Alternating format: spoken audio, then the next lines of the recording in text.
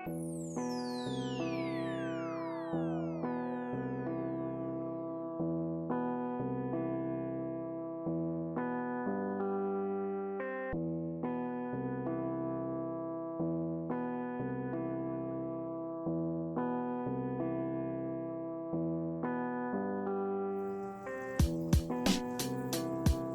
there, Can a Beard Grows here.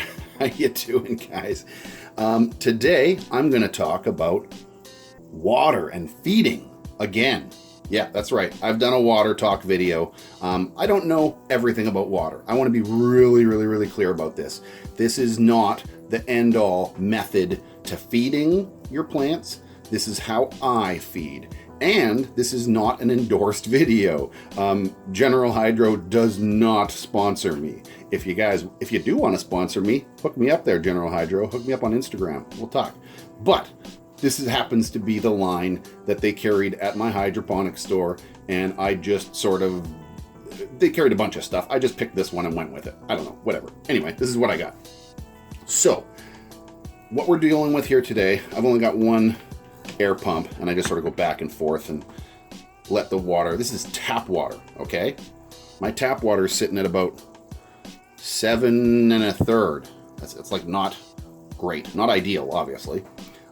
So there's pH ups and downs to combat that. However, this is the theory, and this is where I made my mistake a lot of times. A lot of these salt-based nutrients will lower the pH all on their own. So a lot of times, by the time you're done feeding your nutrients to the water, your pH may be either correct or need to be potentially even raised a little bit. We interrupt this program to bring you a special report. Okay, sorry, I gotta quickly interrupt your regular scheduled programming and explain why pH is important and how it even matters. Okay, this is kind of a long process, so I'm going to try to make this really quick here. The long and short of it is, the nutrients in the soil or medium are absorbed by the roots up into the plant. The plant uses photosynthesis, sunlight or synthetic light, to process these nutrients and feed the plant, okay? Now, if the pH balance of the water is not in this butter zone, right on this chart, you can't absorb everything. As you can see, between 6 and 6.5 is kind of the butter zone for soil, and for these kind of standard nutrients, where you can basically absorb everything on this list. And if you are off to one side, if you got high or a low pH, you're not able to absorb the things, those nutrients that aren't in that zone. I know that's a little bit of a mouthful, but it's important to keep your pH balance in the right zone so that your plant can absorb all the nutrients. There. Moving on. I should also make note that there is no definitive single answer on how much water you should be feeding your plants at any given time or how often. The reality is, feed them when they're dry. I did a video recently on this topic. You can go check that out. I'll annotate it or link it below. But how much water really depends on strain. It depends on age of the plant, size of the plant, and pot size, and whether it's cocoa or soil or hydroponic. Well, hydroponic's all water, but you know what I'm saying. There's just too many variables to give you a definitive answer of feed this much every time. Now back to the show. So, let's talk about my basics of feeding. I'm going to be doing 2 setups. This bucket has a sticker on the back. This one does not. That way I can sort of tell them apart. I need to do 2 setups. I need to do a vegetative and a blooming cycle because I'm running 2 tents. One's in veg and one's in bloom. So it's actually a perfect opportunity for me to explain this. I've had a few people ask, and once again, I want to be really clear, I'm kind of a novice myself, but I've had a lot of success, and this is what works for me. So, the way I start is good old CalMag. Oh, I freaking dropped it. It's slippery. Something wet on the back of it. I'm going to leave that in. I won't even edit that out. Anyway, good old CalMag. Oh, hold on. Before I do this, let me just talk about dosage in here. I want to explain what it says here. Where is it? Right there. Let me see if I can bring that in nice and close so you guys can see that. Let's see if I can focus on it. There we go. Use 1 milliliter per liter. Now, this is where it gets freaking crazy and it kind of bums me out. These are gallons. All these other ones, let me refocus there. All these other things work talking gallons, but some of them talking liters. Why can't you guys just make both? Anyway, doesn't matter. Approximately 3 and a bit. I'm bad with my math. Let's call it 3. So you can stick 3 in here. Now, I always have been a fan of slightly underfeeding them because I kind of feed often. I feed more often than not. Plus, right there is the top notch. I don't know if you can see that well, but right there is the top notch for where it's 1 milliliter. And I suck up past a little bit. So I'll do, it says I can do 3, so I'm going to do 2. But it's 2 and a little bit, right? So it's like just kind of my method of slightly underfeeding. And I do this because I don't like the idea of nutrient burns. I know you can kind of feed CalMag till the cows come home, but that's a whole different story. I do the same sort of method with everything. And again, right here, pull that up. I'll focus in on it. Oh, wait a minute, for soil, right there. For soil, add 5 to 10 millimeters per 4 liters or 1 gallon. Okay, so pardon me. Oh man, I should have frickin' done my math before I did this thing. Okay, one more. We'll do one more in this. And I forgot, I'm gonna be doing this other one at the same time. So we're gonna do 3. It says you can do 4, so I do 3. And I knew this, I've done 3 before. I just don't know why I didn't go with what I always go with. Oh, yeah, that's the right cap. I want to put the right caps back on. Okay, now, this stuff right here, this Flora Blend stuff, I have no idea what this is, but they like it. It's just some base nutrients, a little bit of very small amount of nitrogen, but it's got potassium sulfate, soya, blah, blah, blah, and some kelp, and some good stuff in here, man. Whatever, it's all good. It don't hurt it. It's not organic, and again, you can put 4, so I'm going to put 3. Right? Oops, that was a weird squirt, and a little bit to make up for that weird squirt.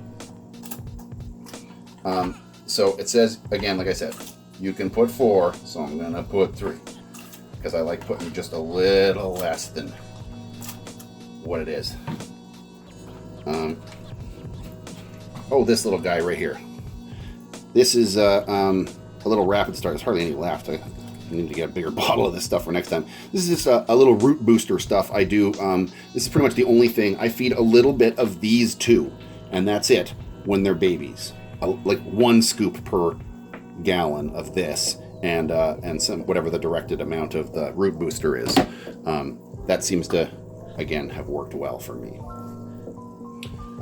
Okay, so now that we've got the 2 bases that I put in every time, that was what I wanted to get at, is whether I'm in veg or bloom, I put these 2 in always, for sure. This damn cap didn't go on. Whatever, it's not going on right, I'll deal with that later. Okay, now we're going to go with the sticker being the bloom one. And you can see it's already starting to drop the pH a little bit. I don't know how well you can see that. I don't know if I can focus in on that. Well, anyway. So we're going to go like this. I'm going to go veg on this side and bloom on this side. Now I do have cool bloom. This stuff's pretty amazing. I've got both types. The liquid cool bloom and this one. Now these both, I reserve these things for the last bit of flowering. The final ripening stage, and I honestly don't use those very much. I pretty much use just these 2. These 2 are the money. Now, what does this say for a package? Let's have a look at this one here again. It says use, see, it gets all confusing here. Use 2 tablespoons per gallon. Or grams. Like, come on, man. This is why it's confusing to people.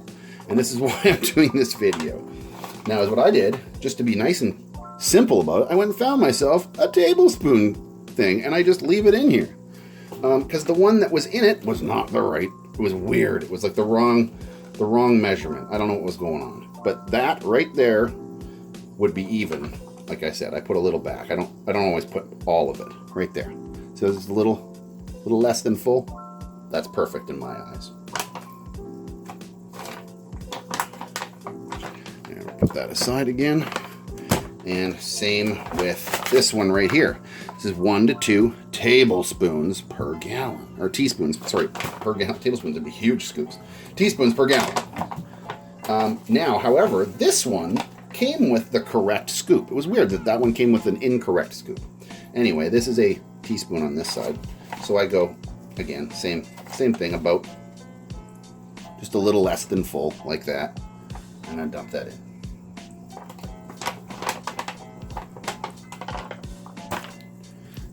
This one a stir, because I only got one air pump going. I need to get a bigger one with a couple of hoses. Is what I need to do. But as you can see, we're dropping.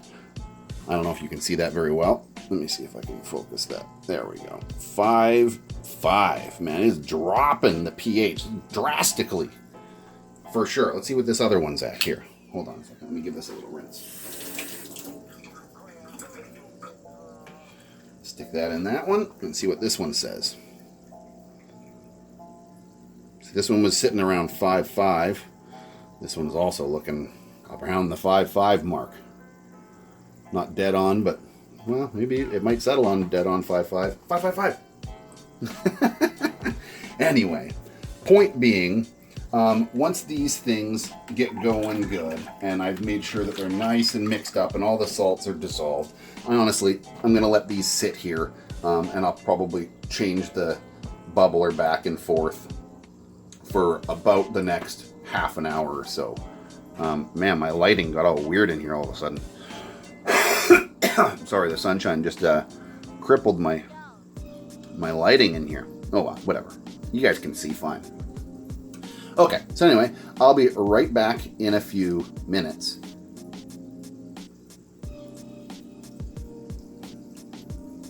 Okay, so they've settled a little bit.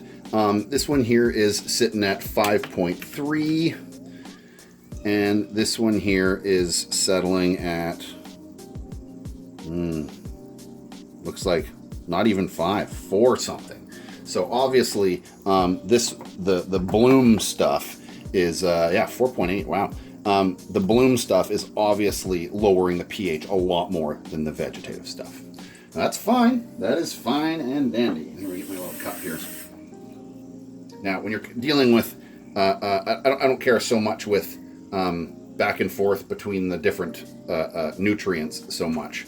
But when I'm dealing with ups and downs, I got to make sure I have a little bit of water. Distilled water would be ideal. I don't have any on hand.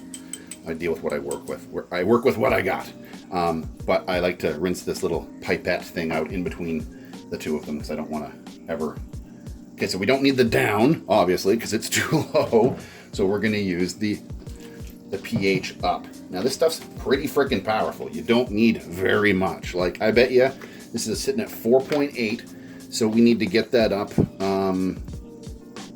like a point and a half, I think.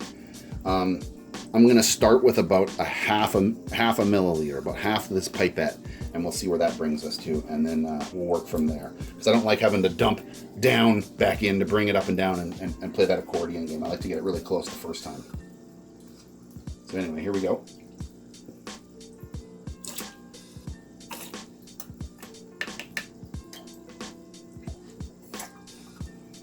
Now give that a little stir. I know you really should let it sit for a few minutes to get an accurate reading, but this'll, okay, so that little half a squirt brought us up, it looks like almost an exact point. We're at about 5.8, 5.79 it is right now. So we want to bring that up not quite that much again, because I want to bring it up to about 6.3 is kind of my happy medium, 6.5 range. So I'm going to do just a little bit less than half this time, and that should bring it right on to par. Another thing to keep in mind is get yourself some buffer. No joke, man. It is worth the money. And calibrate your pH stick once in a while, man. My old pH stick started giving me weird numbers, and I thought it was all wrong. I got some calibration liquid, and it turned out the meter was screwed, and it wouldn't calibrate anymore. It wouldn't hold its numbers. And it was a real cheap one. It was one of those $20 puppies. This was about a $30 puppy. And it's been holding a lot better than the other one. The other one died right away, almost. At any rate, so this one brought it up to, it's at 6.1. That's close. Need a little more, so I'm just going to put a couple more little drops in there. And honestly, that's probably close enough. It's probably going to settle up or down another at least point or half point.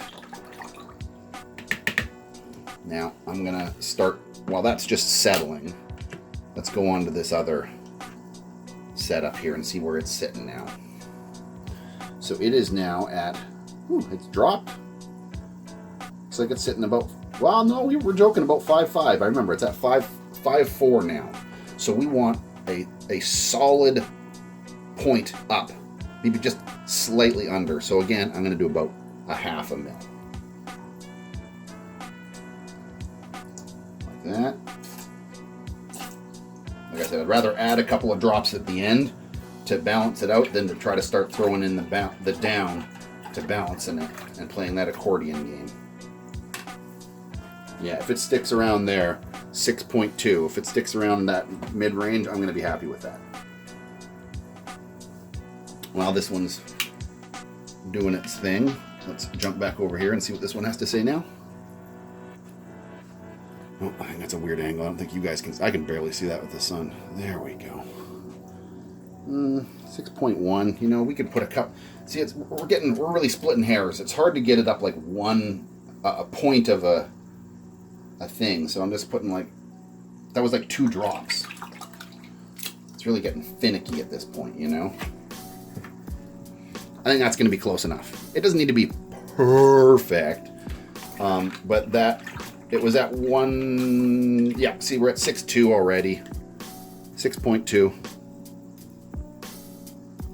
It'll settle 6.21. Yeah, somewhere in that range. Really close. That's right on the frickin' money, right where we're looking to be sitting. And this one is also in the 6.2 range. Close enough. I mean, I could sit here and balance these back and forth and get them up another point or two, but you know what? I'm gonna call that good enough right there. Oh, and one more thing. When I'm in the middle of transitioning from veg into bloom, there's another step, and I forgot to mention it, so I'm going to make another bucket of water just to show you guys what's going on.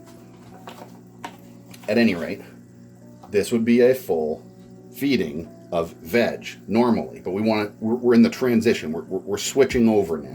This is how I do it without causing a whole bunch of stress. I do about half, right? Maybe that's a little less right there. Let's call that half, right? So we go half, maybe even a little less than half, because like I said, I want to do not a full dose. And then the same thing with this one, is I'll come in here and I'll do about, again, that might be a little much, about half, a little less maybe, of the bloom. So I'm mixing it. This, for the one transition feeding, they get a bit of both. Next time, no more veg, only this. And then right near the very, very end of the cycle, like I said, I'm going to start adding these puppies into for the last, probably in the last 3 weeks. For 2 weeks, I'll probably use this. And then I'll stop using everything and go into a flush, which I'll talk about right now. The Flora Clean flushing solution. I use this at the very end. This one's especially good to help dissolve away salts and stuff, because these are salt fertilizers. During the very last week, I add a little bit of this to to the water during the flushing process. And that helps just get rid of everything. And yeah, anyway, that's my process, folks. I hope I helped in some manner. Anyway, back to the regular scheduled program. Yep, I will put links below to most of these products. Let me know if there's anything that you're interested in. If there's other topics you want me to cover, like this, talking about water, I can do that, very potentially. I plan on doing an LED talk soon. So make sure you like the video and subscribe, and maybe let me know what you're interested in, like this. Anyway, stay cool, keep growing. I gotta come up with a better outro. Cheers.